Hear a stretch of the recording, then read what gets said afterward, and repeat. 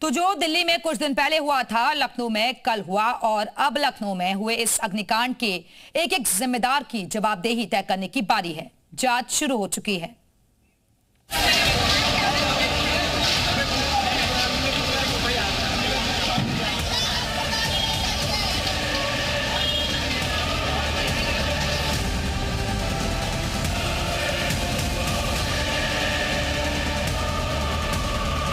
अंदर की तरफ का जो दरवाजा है वो पूरा लॉक हो गया था। यहाँ पर किसी भी तरह से किसी को जो है अंदर आ नहीं सकता था। ये तस्वीरें बता रही है कि किस तरह से यहाँ पर ये पूरा अग्निकांड हुआ।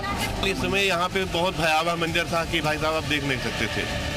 हृदय कांप जा रहा था लोगों को देखने में। बहुत भयावह हुआ था, बहुत ही खतरनाक। 4-5 बच्चे ऊपर से नीचे उतर रहे थे और 3-4 बच्चे तो कूद गए।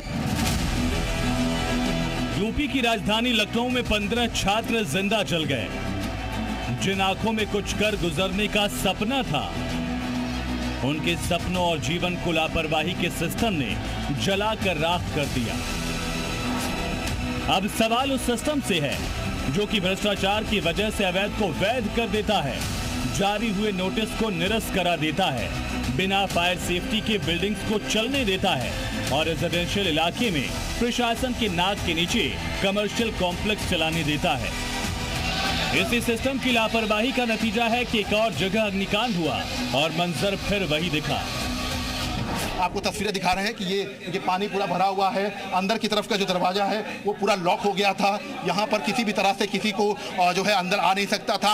और उसके बाद ये देखिए, ये सामने की तमाम तस्वीरें जो हैं, ये तस्वीरें बहुत खास हैं क्योंकि अग्निकांड के वक्त यहाँ पर जो लोग फंसे थे वो जो है अब इस दुनिया में 15 लोग नहीं हैं। ऐसे में यहाँ पर पूरी तरह से जो है इस अग्निकांड के बाद तमाम जो तस्वीरें हैं वो बता रही हैं कि किस तरह से ये दरवाजे को लॉक किया गया।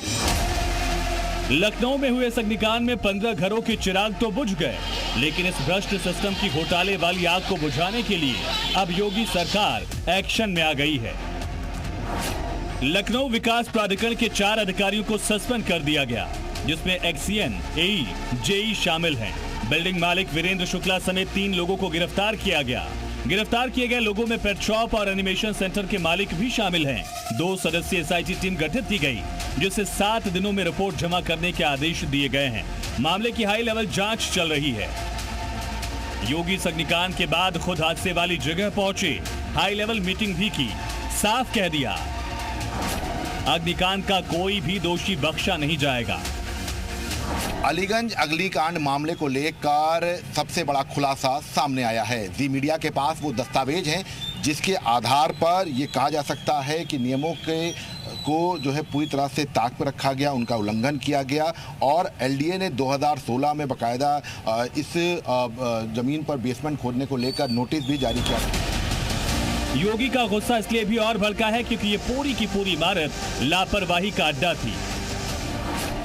इमारत का नक्शा आवासीय रूप में पास हुआ था, लेकिन 2014 से यहाँ कमर्शियल गतिविधियां चल रही थी।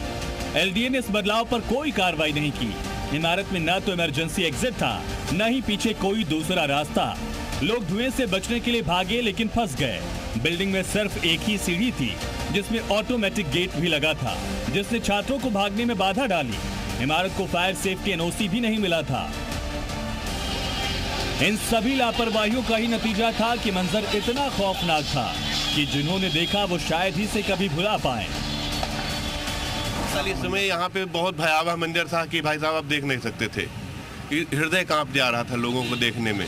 बहुत भयावह हुआ था, बहुत ही खतरनाक। बताइए, जिनके बच्चे 15 बच्चे चले गए, क्या मामूली बात हुई क्या? इतना ही नहीं, लापरवाही की इंतहा तो ये भी थी कि 2016 में इस पर बुलडोजर एक्शन कर ध्वस्तीकरण का आदेश जारी हुआ, लेकिन 2 महीने से भी कम समय में आदेश वापस ले लिया गया। अब योगी इसके गुनहगार तक पहुंचने की पूरी तैयारी कर चुके हैं। विशाल रघुवंशी, जी मीडिया, लखनऊ।